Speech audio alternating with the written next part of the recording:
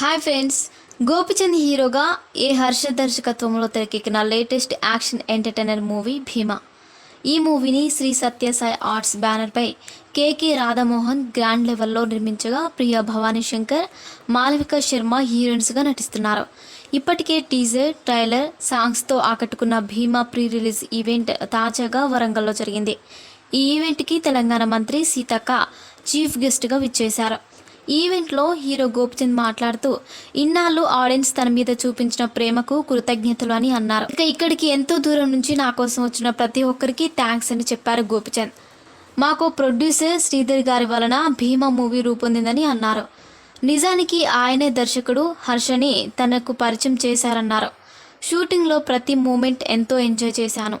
స్వతహాగా నేను మొదటి నుంచి నా సినిమాల విషయమై ఎటువంటి స్టేట్మెంట్స్ ఇవ్వను, కానీ ఈ సినిమా మాత్రం తప్పకుండా అందరి అంచనాలు అందుకుని పెద్ద సక్సెస్ అవుతుందని పక్కాగా చెప్పగలను అన్నారు గోపిచంద్. ప్రొడ్యూసర్ రాధామోహన్ గారు, డైరెక్టర్ హర్ష ఈ మూవీ కోసం ఎంతో కష్టపడడం జరిగిందని, అది మీకు రేపు స్క్రీన్పై కనిపిస్తుందని అన్నారు. కాగా భీమా మూవీ మార్చి 8న ఆడియన్స్ ముందుకి రానుంది.